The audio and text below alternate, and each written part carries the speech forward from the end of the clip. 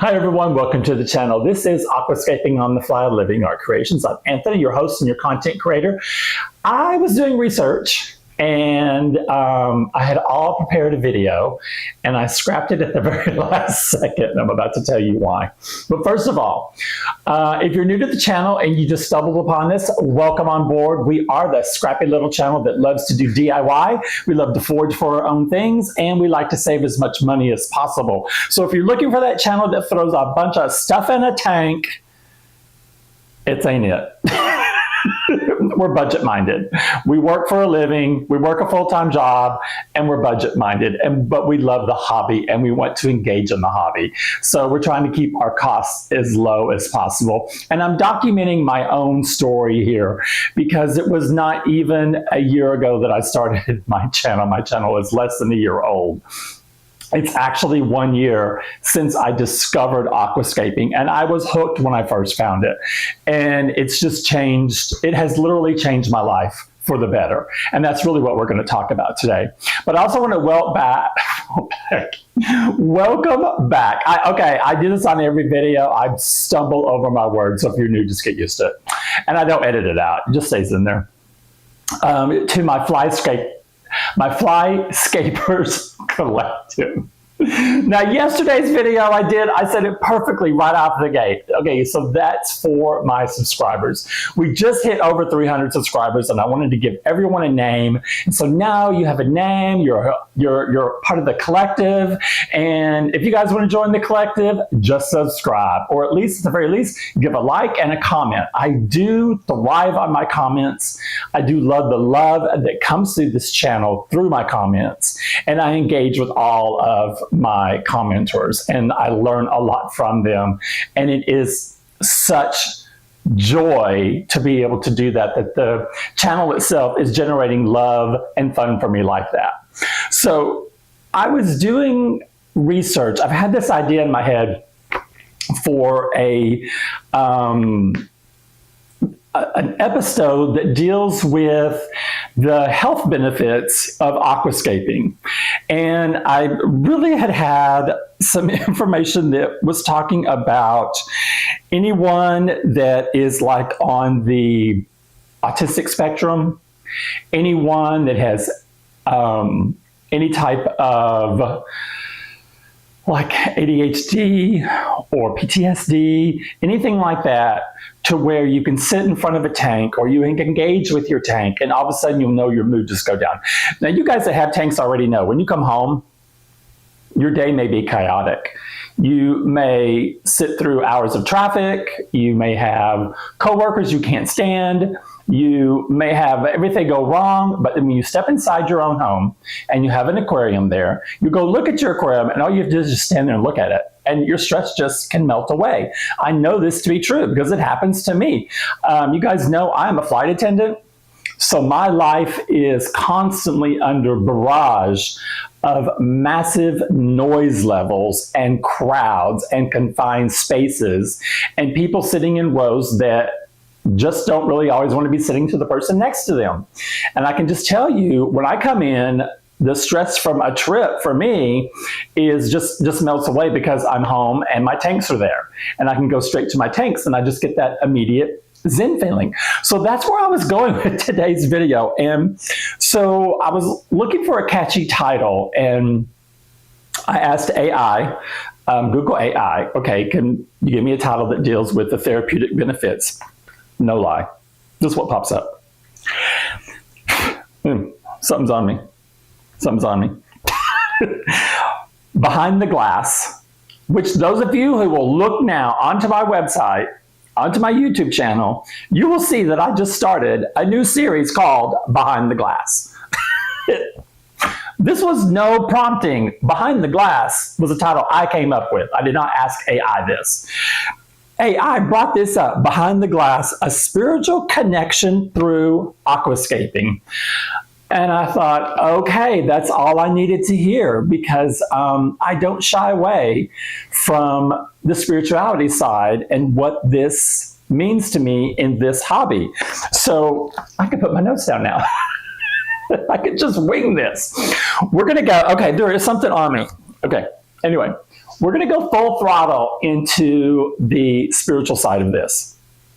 Okay, this may not be your video. If it's not your video, check out my entire series on the silent shrimp killer. Oh my God, the last 4 videos I've done in a row, my nose has started itching every single time at the beginning of the video. I don't know what's going on. Something's going on. You guys that have watched my videos will know I've said this like 3 times now. Every time it's happened in the video, something's going on. It's like I'm on the nose or something about something. I don't know. It's something going on. It's freaky. But I don't shy away from the fact that, and I'm going to tell my story. This is my story. So as a very, very young child, at the age of 5, I was having conversations with God. This is what I consider God. And I had told God that he'd made a mistake. Well, I visited God in a dream. I went up to heaven, and God was sitting on a we would probably call it a stone throne. And as a 5-year-old, of course, God was Caucasian and had a white beard and was older to my 5-year-old eyes. And this dream has never left me. This dream is just as vivid today as it was the day I had it when I was 5 years old. And I literally, in my dream, told God that you made a mistake. And God said, we don't make mistakes. Now, that's very important, because to a 5-year-old, God responded that we.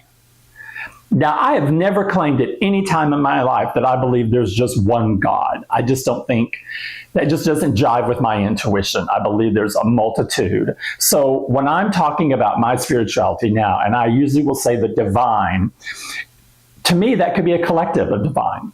It could be, the earth is not the only sphere out here that has beings on it. There are other ones out there. But getting back to, at 5 years old, I knew that I knew there was something wrong with me, because I didn't like girls as girlfriends. I thought little boys were cute. And I don't know why I knew it was wrong at 5 years old. So the implant had already been there somewhere that it was wrong. And I wasn't raised in a church. My parents did not go to church. So it wasn't like I was ingrained this as a child, going to some type of a religious organization that would preach the damnation of homosexuality. That happened much later in life, but it didn't happen as a 5-year-old. Then things kind of like took a skip forward to where when I was in high school, so we're talking, a teenager, I was bullied incessantly, to the point where I contemplated suicide at least 3 or 4 times a week. And at this point, my parents had moved to the country, and we lived in a small rural town of only 3,000 people. My graduating class had less than 50 people in it. And most of them bullied me, and the older grades bullied me, and the younger grades bullied me. Now, I did not know what I was. I had no idea I was raised in such a sheltered environment. I didn't know what gay was. I didn't know the slang for it. I just knew I was different, and I was still extremely religious, even though I was not practicing at all. It was actually a friend of mine that it was like bring like a friend to church week or something. And I went with this one friend we weren't close friends, but he invited a bunch of people to go. And so I went, and I fell in love with it because they sang music a cappella. So I demanded that my parents start taking me. And so they became members. And one of my biggest joys was being able to sing with no instruments except a piano, because that religion taught you that, it should be your voice that God hears, not, a band or something like that. So, oh my gosh, from that point forward, I still was wrestling with the idea that I didn't know why I was different, and I didn't know why being different was causing me so much pain, and why I still wanted to commit suicide so many times a week, and my parents didn't help. My parents did not have an education. My mother was from migrant farm workers, and my father was a farmer, but his family had lost all their land. And so, but my parents never even went through to the 9th grade. So they were lucky to be able to raise 3 children on my dad's salary because my dad wouldn't let my mom work.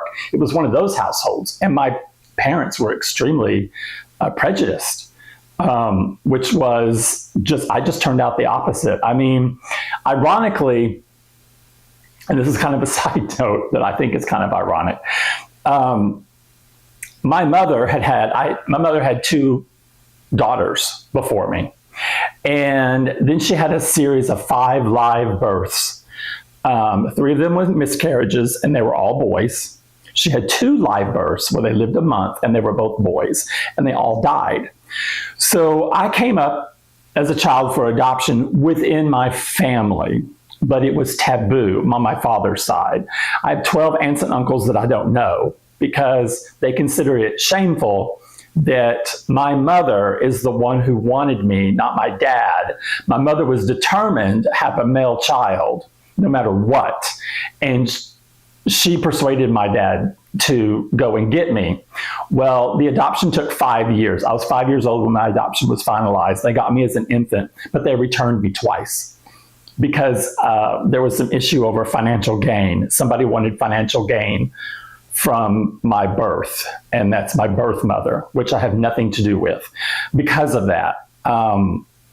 But as a child, I knew what it was like to be abandoned. That abandonment wound started from the first moments I was conscious. I knew that I was abandoned because my birth mother had wanted nothing to do with me, and she pawned me off immediately to her mother, which was too old to care for a child. And I have vivid, vivid memories of being in a crib in that woman's home. I don't call her my grandmother because she certainly was not a grandmotherly figure. And she was abusive. So I knew from a child what it felt like to be abandoned.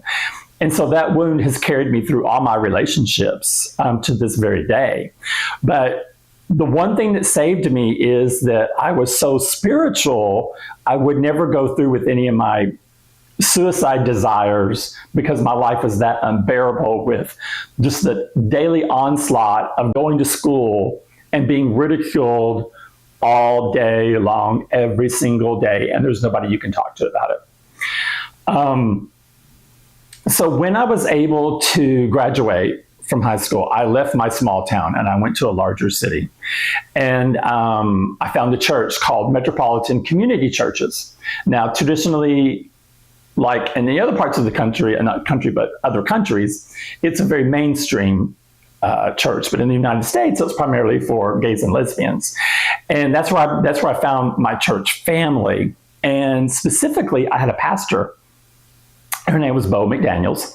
And I like to say that I was raised by lesbians from that point forward, because most of the members were older lesbians, but all had bad backs and all wore plaid.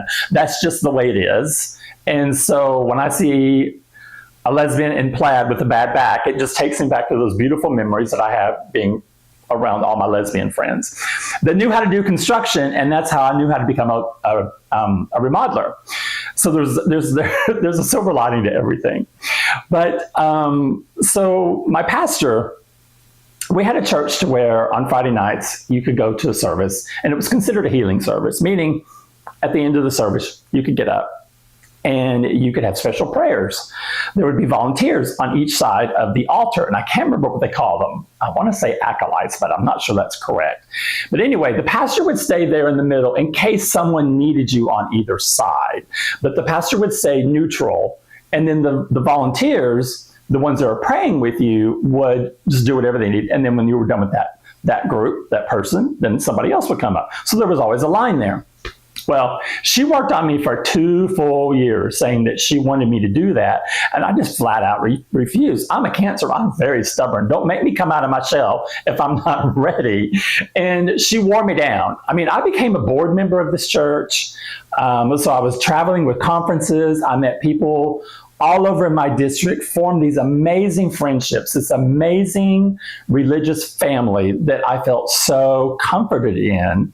And at the same time, I was undergoing through my church, through volunteers that were from other religions, to come together, and we dissected the words of Jesus Christ in the Bible. And I mean, we took it back to its original translation, not the King James Version. So I was really undergoing this phenomenal shift about religion and God and spirituality in my life in a big, big way. And at one point, on one given Sunday, I caved in and I said, okay, I'll volunteer today. And as soon as I said it, I got sick to my stomach. I had to really go to the bathroom. I was sick to my stomach. So the service goes on, and it's time for the volunteers to step up. I step up. I mean, I am sweating. My knees are weak. I just know that I'm going to say something stupid. And I just said a prayer as I was walking up. Please don't let me ruin someone's life. That's it. Don't let me ruin someone's life. First couple that comes up, of course, I know everybody. And it's a couple, one of my friends. And they start speaking. And then miraculously, I start speaking and I'm answering. And I have no recollection of whatever they said or whatever I said. And it was just that beautiful experience. I was actually being used as a channel for the divine. And so whatever was on their heart, I was receiving, but it wasn't me answering. I was just the vessel. And I could never remember a word anyone said. But that very first time I looked over, and Bo had this gleaming smile on her face because she had seen this. She knew I could do this, but she never let on. She told me afterwards she knew, but she was never going to tip me off to. She said she knew I had this as a gift. And it's something that I really treasured because I never had an experience like that. And then other things started happening. Like, if you guys ever watch those television programs where they ask people to come up on stage and they're going to heal them and some people faint. And I used to think that was totally fake. I mean, I was sitting in church, my own church, and someone passed out during a prayer. And I was like, oh God. And I literally said in my mind, oh God, how fake is that? And right then, I felt Jesus pick me up and cradle me like a baby and rock me. And I could not say anything. I was just in shock at the experience I was having, and then just put me back down in my seat. And then 2 days after that, we were standing and singing in church on Sunday. And my best friend right next to me was elevated 2 inches off the floor. I saw it. I was holding his hand. From that moment forward, if something happened, I just trusted in it. But it was breaking down all those stereotypical barriers of, this is crazy, why is this happening?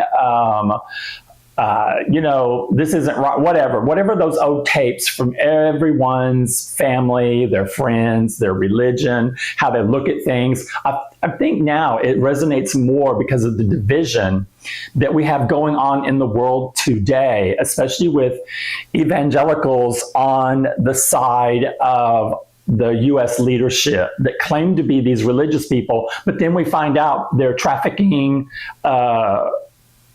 children for sex.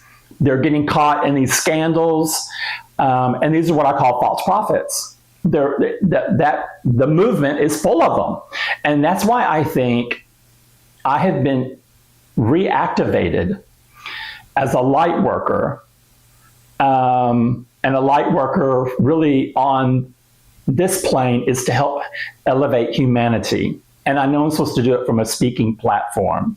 And I've been very hesitant about coming out fully in aquascaping because I don't want the general public to think, oh God, he's just this religious nut person. That's far from it. I'm just as scared sometimes about coming out and saying something, but I've said a prayer to my guides and the divine right before I started this video. Please don't let me say something that I'm not supposed to say, or let everything come through on its true intent. So getting back to now that I knew I could be channeled, there was one thing still holding me back. that 5-year-old who knew something was wrong, I had not confronted my father yet. I mean, my sisters knew I was gay. My mom suspected, but she wouldn't say anything. And my dad is very, very, at this point, he was much more religious than he had ever been. He was even writing letters to my sisters about the sins they had committed. And I never got a letter because I was trying to fend that off. I was trying to not get a letter. And so that's why I was undergoing almost a 3-year Bible study course in how to protect myself against religious banter. And so I did. I had a meeting with my father, and he got out his Bible. I got out my Bible, my concordance, my notes from almost 3 years. And I said, we will not discuss anything Old Testament. Old Testament does not pertain to us. Only the New Testament, and only will we talk about what Jesus said. And that shocked him because he could not go back to his standard Old Testament rules and regulations, which have no meaning for us today. And that's just my opinion. I don't know how you guys feel, but if it wasn't in Jesus's vibe to say something or do something, then I'm not worried about it now. And it went very, very well. It went so well that I told you that I was a member of my board at my church. My church organized the very first gay pride parade in Oklahoma City history.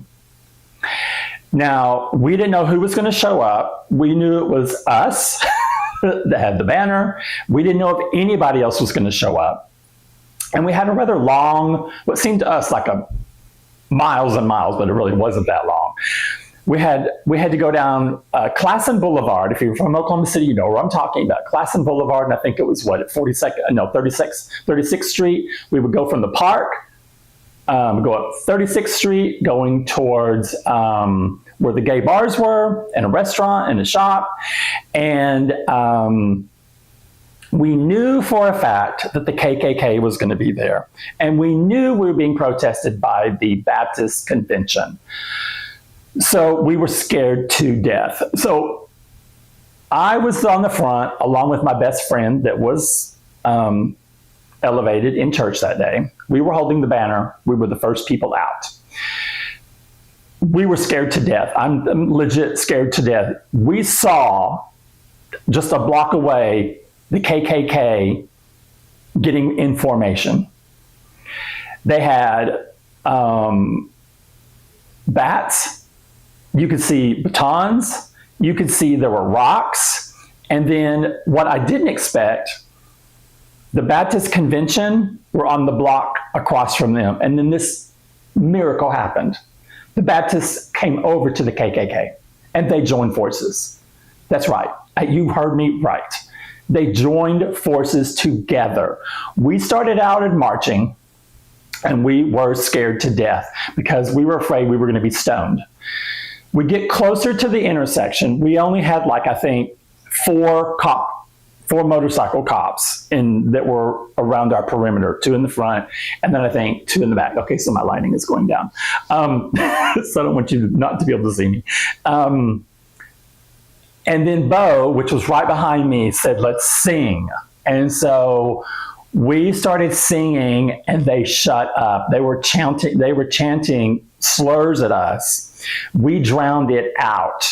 And then as we turned the corner to go up, I think it's 36th Avenue, which is up a little hill, we could see all the people behind us. It was amazing. There were people walking. There were actually people in cars. There were people standing in their lawns because this is the first time this had ever taken place in Oklahoma City. And we felt so empowered because this is at a time where we had to go out and provide our own protection to walk across the streets from one club to the next, or a restaurant or a shop that was in the tiny little gay hub that was 1 block long. But we had to provide our own protection from people that would just show up to beat us up at any given time. And so we were doing things like that. So my early years, in my early 20s, it was all about, this culmination of my spirituality and my civic duty of getting out there and fighting for our rights. And I am so proud that I didn't let my fears then hold me back, because this is something that I will always be proud of, that I was on the front line of a movement that was no longer going to let us be cast down, but I was also doing it in my own family. So I told you that my family is very prejudiced. My older sister, when she heard that I was gay, she said, just don't ever bring home a black man. Well, you know what? I tried my darndest to. I never was able to date on a substantial basis a black man, but I would have done it just to piss her off, because she was that racist, and so was my brother-in-law. Matter of fact, he lost a job because he said the N-word in his interview.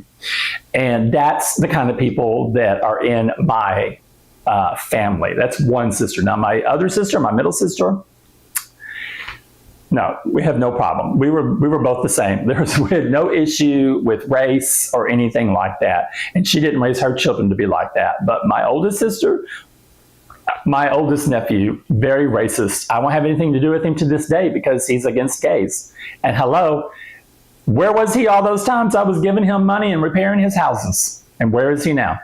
He's on his high and mighty little high horse. So that's another story.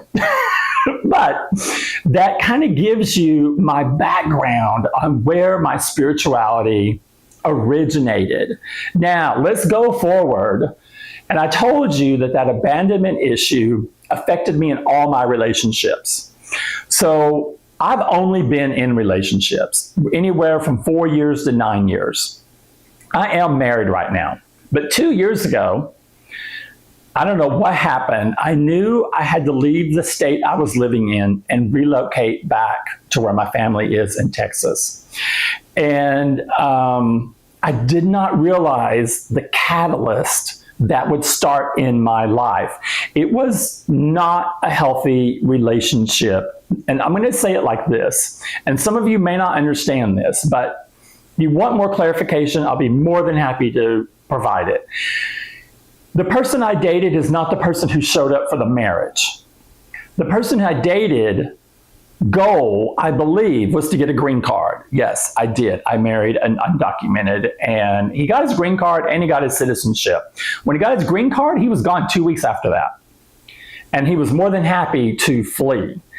Now, since he wants to come back in, and that door has been shut, because at some point, when I left 2 years ago and I relocated, I was going through a lot of trauma that was based on that abandonment issue, because the relationship in my marriage was the worst case of it. It was like, if you've ever heard of anyone called breadcrumbing, where they'll throw out one little thing of niceness, but then the rest, the 99% of it is crap.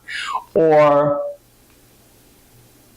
I'll say I love you, but there's nothing that backs it up. I say I want to communicate, but I'm like a stone wall. It was stuff like that. And I was in my studio here. I had not lived here very long when I had to redo my kitchen because I was cleaning. I think I've said this on a video before. I was literally cleaning my kitchen one day, and I was on the floor, and I used the sink to lift myself up off of the floor, and the front of my sink base pulled apart. That's when I realized that all my cabinets were rotted. Now, I did not hire an inspector because I know how to remodel, so it wasn't a big deal to me. So I was in the process of gutting the kitchen out. I had gutted it out, and I had started putting some cabinets back in. And being a flight attendant, I don't subscribe to any television service. So my videos come off of YouTube. And you know how YouTube, if you let it run, it's just going to pop up other videos that you're going to hear. So I'm sitting on the floor, and I can't see the TV, but I can hear it. And this guy starts talking about a planted tank with dirt and fish and shrimp. And I can't get past the fact that he said dirt. And I was like, dirt, wouldn't that just make it muddy? And so I stood up, and I was like blown away by us all. It was a bowl aquarium, and it was flawless. I was like, oh my God. So I stopped what I was doing. And for like the next 4 hours, I was a deep dive into aquascaping videos. Now, I had kept tanks when I was a child, but the fake kind, the kind with the funky gravel, plastic plants, that kind of thing. But so this is a whole different level. And I was hooked immediately. I started, but I wanted to do something different. I wanted terrariums and aquariums. So I started getting some plants. I started really low budget, getting some plants locally that were cheap, that maybe I could, because I saw a couple of tanks where they were growing house plants out of the tops of the aquarium. And I thought, oh, that's a really cool idea. I love that idea. So that's what I started with. I started doing stuff like that. And then I started doing the shelving system right here. Because I had originally, when I was hooked onto the channel, I had a vision from the divine that showed my first 3 tanks. And the series was called The Holy Trinity. And I was afraid to call it the Holy Trinity because I thought people would think I'm a religious nut. It's so embarrassing. So I shortened it to the Trinity series. Well, the Trinity series, one of the tanks is called Garden of Eden, and I still was not getting the clue from my downloads. I just thought, why is all this? And then down here we have Tree of Life. Hello, it does not get any more religious than that. So I started figuring out that something was changing in me. Something was really changing. Something had woke me up. Now, my husband wanted to relocate to Texas. And at this point, even though we had tried 3 times to live with each other and it was an utter failure, and it was like he treated me like an ogre, like someone to avoid when we lived together, and he would have a shift that was completely the opposite of what I would do, so we never saw each other. And we had separate bedrooms. We've never slept in the same bedroom. One day, I was talking to him on the phone, and I said, well, you really need to take a look at where I live. And I said, I just started this thing, this aquascaping thing. I said, it's taking over the studio area here. And I showed him a photo, and he said he saw the sofa. And he goes, oh, is that where I'm going to be sleeping? And that's when it hit me. He doesn't intend on having a relationship. He just wants a roommate. He wants a roommate that pays the bills like I used to, and then he gets to do whatever he wants to do. And that sat with me for about a week until one day I woke up, and I woke up with this determination. I was going to end my marriage that day. That day. I was going to call him and tell him, no way. I've had it. Boom, I'm done. So he never picks up the phone when I call, and he never wants to talk on the phone because he knows I can tell things from his voice. He only will text. Now, part of that is because English is his 4th language, not his 1st. So he's always had a problem with English. So I left a message, and I knew exactly what I needed to say, because by this point, you know how I feel like the divine put the aquascaping videos in front of me for a reason? It's because it fits my personality like a glove, like nothing else. Also, I started getting videos pop up about spirituality, channelers that were channeling messages. Oh my gosh, I started watching 2 or 3 of them, and I fell down that rabbit hole just like I did the aquascaping hole. And I started to see the big picture. So I had remembered exactly what I needed to say to end the relationship, to release them in light and love back into the universe, to where they're released of all their obligations. And so, of course, his voicemail picked up.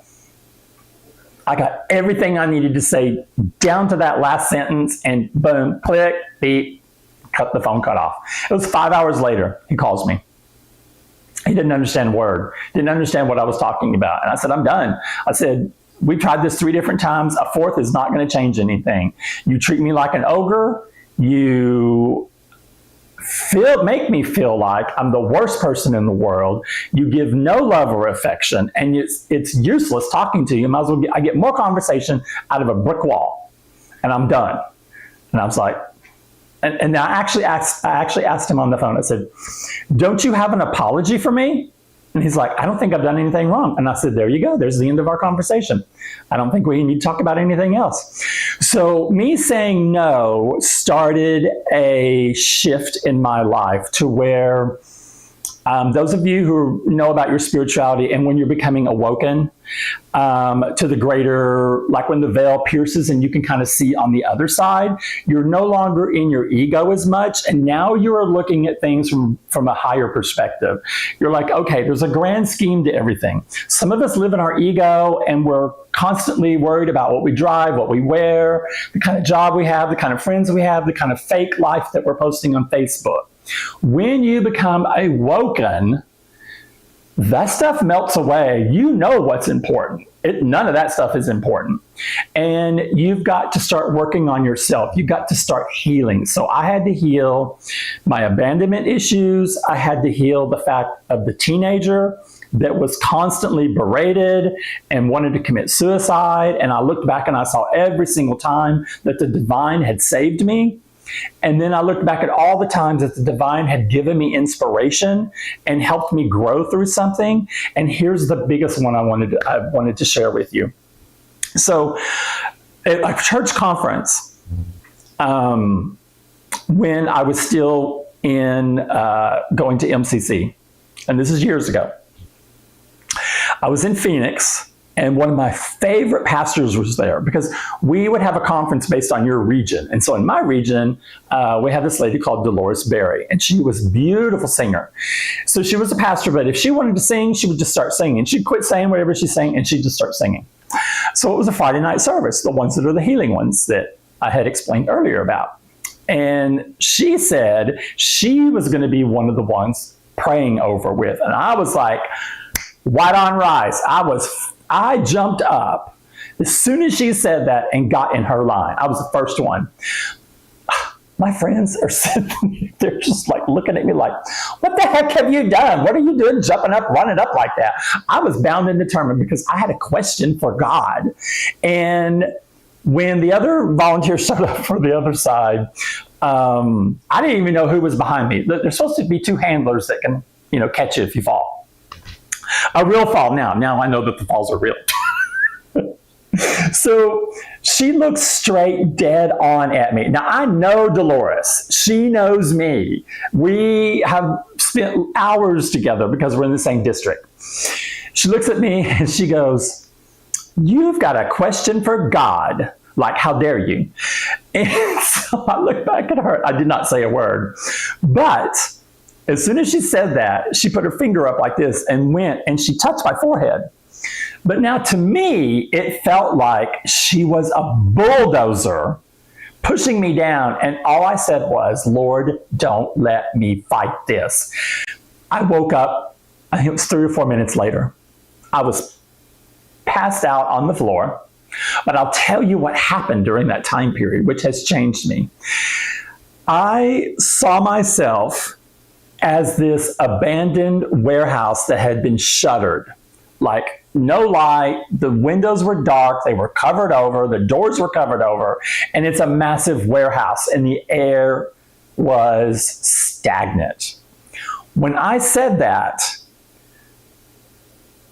light and beautiful, clean, pure air came from the inside and pushed everything out.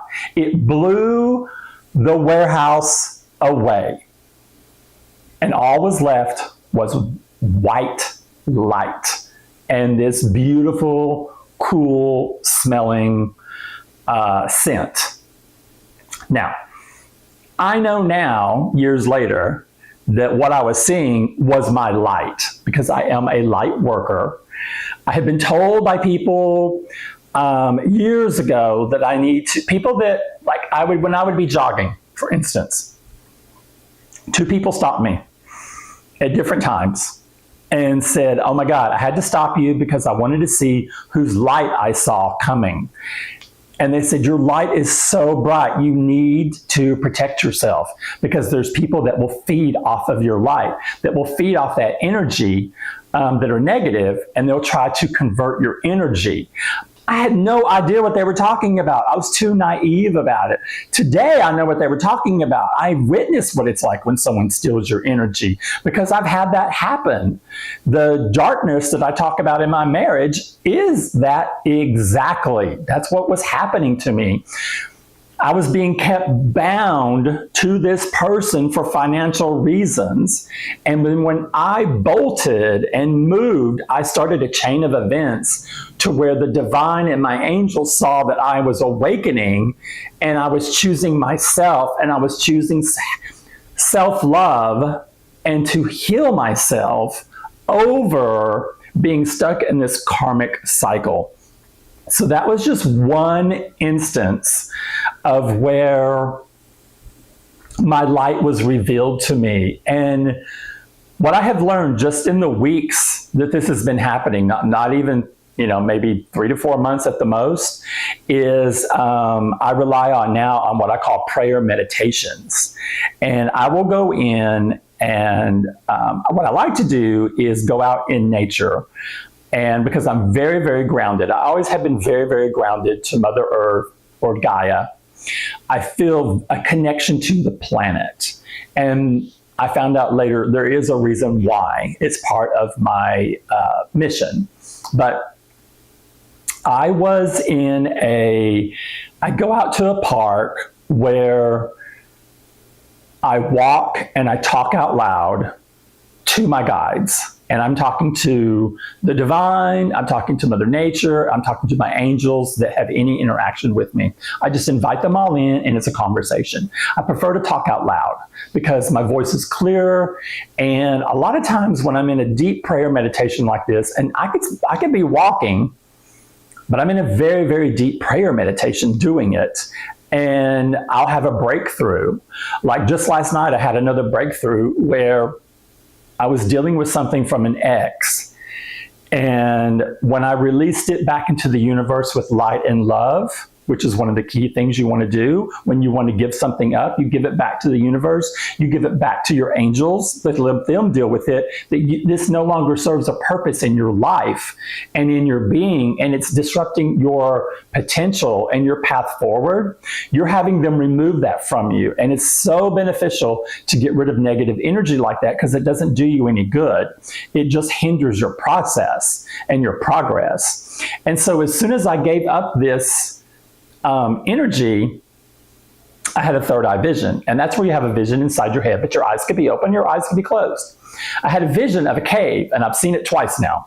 So it's a cave, and it's a subterranean cave, and someone is shining a light in it, and all you see is an empty cave.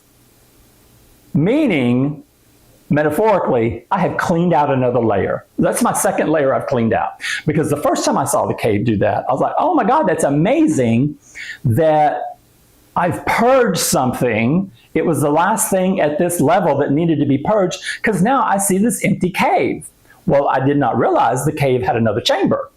Well, last night, I cleaned out that chamber. So it's kind of fun and interesting and challenging because I don't really know exactly what I'm doing, but I'm letting my intuition guide me through things that happen. And so when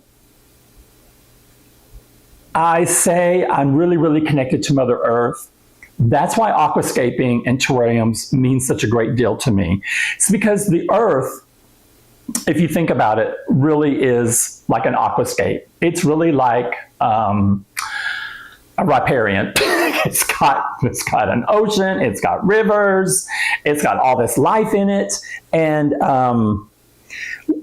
when we build something behind the glass, whether it's a terrarium or an aquascape, we are building an ecosystem just like how the Earth is. You're a creator. You can co-create with the universe and with the divine. You just have to make sure that you are working on the things that you need to work on in your life that gets you to that level to where if you're just waking up maybe to your gifts or your powers, or you suspect you are, there's all kinds of information out there that you will be initially guided to by your intuition usually, or if you're like me, I'll turn on my television and there'll be a video that pops up. And I need to watch that video for a reason. Sometimes it's to my sign, which is a Cancer. It'll be to the Cancer Collective, which I like to watch because that's much more of a specific sign. Sometimes it's a sign to a Lightworkers. Lightworkers need to pay attention to this right now because Lightworkers are being activated to secure light codes so that we can usher in the Aquarian age. And so right now, it's no big secret that there's a big shift going on in the world. We're going to turn more to being greater humanitarians like we used to in the past than we are right now. We're going through right now what's one of our darker cycles as far as how people are turning against each other. It's just really interesting. I just watched a video while I was getting ready for this, and it was a video where there was a baseball game where someone caught this white woman talking to a white man. She was going to call ICE on him because he was rooting for the opposite team. ICE. She's going to call ICE on him. And he spoke up and he said, I'm a veteran of 2 wars. I dare you to call ICE on me. And so then she realized she'd done something stupid. Well, the video was long enough to where her employer saw it and the board of directors she was on saw it. And she was off of both of them. So that's what's happening now. People are refusing to allow this negativity to keep fostering in the world. So there is a shift right now. So if this video finds any relevance to you, don't hesitate to reach out to me. And there's lots of different podcasters out there that are talking about this. There's my friend Jasmine, and she has a podcast called Ethereal Pathways. And I'll put the link in this video where we've talked together about what's happening. And another thing that's really kind of cool is, since I'm a flight attendant and I don't have a bathtub here, I do like to take baths. Baths are very therapeutic for you. And especially if you use any type of salts in a bath, because you're mimicking something from the earth. And I had a beautiful third eye vision of where I'm going through a portal and to where my body is being regenerated so that I can carry on the task that's going to be set before me. Because my whole function here is now that I've ended my last karmic cycle, now I'm ready for my job. And my job as a light worker is to help elevate humanity. And for me, my best way to do that is I bring forth content for you guys that if you don't have the resources to have an aquascape, I can show you an alternative to where you can share in this hobby and try to control your expenses to where you can also have something in your home that brings you so much joy and satisfaction and challenges all at the same time. That's one of the things I love about what I call this lifestyle hobby. You could be having the worst day and come in and there your tanks are. Or like me, you could come from a trip and your shrimp have all escaped because you put too much water in there. And then that's like a major downer. But then you have all these babies from another tank that have exploded, and they're all 3 colors, and now you've repopulated your tanks where you lost the shrimp before. So it's just this constant like little roller coaster of things going on. But for me, everything I do for the hobby, every time, everything starts with either an inspiration or a trip through a forest or a park where Mother Nature places something that I need, that I'm going to get inspiration for. So everything for me is spiritual and everything has relevance. And I have ideas already in my head for the Rainbow series that I'm determined not to do until PetSmart puts their tanks 50% off. They keep playing with the pricing, but it's not 50% off. And I refuse to spend more money than we have to because I'm sticking to my guns on this one. And that's why I've started the recycling projects where one of my bowls only costs $16 because I want to be able to show you guys successfully that we can put content out there that does not cost a fortune, and we can regenerate our plants if we need to. And I did just today order because it is 50% off, a 20-gallon long, and we're going to be working on the Harry Potter reboot. Now, those of you who don't watch my terrarium videos, you may want to check out Harry Potter.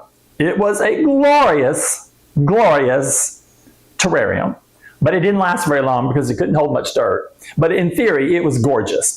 I kept the structure, and it's going to go inside a aquarium. Now, is it going to work? I don't know, but I love to experiment. That's the one thing I love about this lifestyle hobby, because it's so much fun and I get so much joy out of it. And I love the comments I get from the people that do actually comment on the videos. People have talked about my energy. My energy is real and it's not fake. This is no caffeine. I mean, today I'm drinking water with a little club soda in it. And because ever since I've got the RO system, those of you who watch all my videos, you know that I'm always drinking tea in the video. That's because my water was so bad. I didn't realize that until I got the RO system. Now my water tastes delicious. And so I'm drinking just the water. But one of the things I wanted to talk on, and I think we'll probably have to do a video about it, is for the autistic spectrum and the ADHD. Okay. So here are just some highlights. I just want to throw these out there in case you guys know someone that has any of these categories, and this is the kind of stuff that science is showing is what's happening. So there is a calming sensory input with those with a sensory processing disorder. Okay, I know that's a mouthful. It enhances focus and intention, especially when you're talking about a quiet nature aquarium. So it can focus that and it can improve the focus for that. It's also really good for emotional regulation. When they're able to observe a peaceful tank on a regular basis, it can kind of help keep them more regular emotionally themselves. Also, increased sense of responsibility. So depending on your level or someone's level of either the spectrum or the ADHD, by having a task that you have to complete to ensure their safety or success, that gives them more of a purpose and more value into what they're doing there, that they have a hand in that. It also can foster social interaction because they could be on a video like this. They could be, okay, my line keeps going down. They could just interact online and talk about the hobby. That happens as well. So there's another one that talks about for healing. It lowers your stress and anxiety, improves your mental health. It gives you a connection to nature. Oh, well, that's a big thing. It does talk about, this is the one thing I loved, it represents harmony in all 5 of the elements. And I didn't think about this. Water, I don't know how it does for fire. I don't know how it does. Earth, air, and metal. And fish are believed to absorb negative energy and ward off the evil eye for the home. An aquarium with clean, flowing water is said to connect wealth, prosperity, and positive energy. Oh my God, then we all need one. Okay, so here's another one, kind of under feng shui. The combination of water and fish is said to attract abundance, wealth, and prosperity. Constant movement of fish helps to energize and circulate positive energy throughout the space. And for many, symbolism.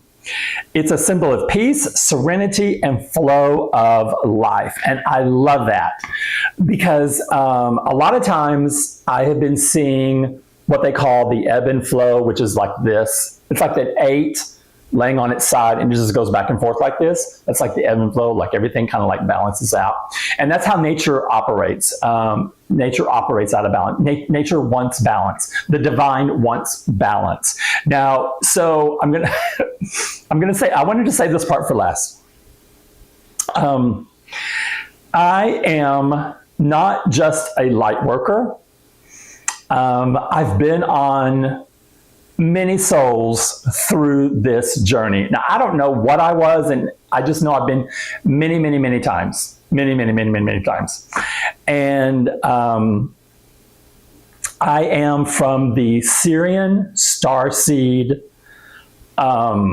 collective, meaning I'm a warrior on the ground. And why do I say that? From the very beginning, I was interviewed in a video, and I just came out and said, I am a Sirian Starseed, and I'm here because I joined up, and I'm a warrior on the ground. Now, I had never heard any of this. It came to me by instinct. I've had readings where it has popped up constantly that, yes, I'm not just a light worker. I have a dual role. I'm also here as from the Sirian collective. And so it means that I've been placed here on purpose in this vessel to complete this task. So that's how specific things can get in the universe. What happens after this, I don't know. It depends on, I think, do I complete my mission? And then what happens after that point? So that's the part to be determined. Now, if you've lasted all the way through this video, congratulations. I have been prompted to put out a video like this for quite some time. And I've been pushing it off because I didn't know if the timing was right.